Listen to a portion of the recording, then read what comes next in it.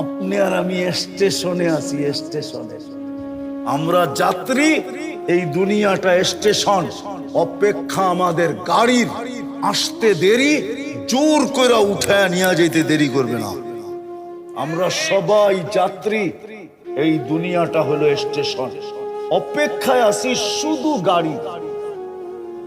অনেক বৃদ্ধ মানুষ আছে, দেখা হইলে বলে হুজুর দোয়া করেন ইমানের সাথে যেন মওতটা হয়।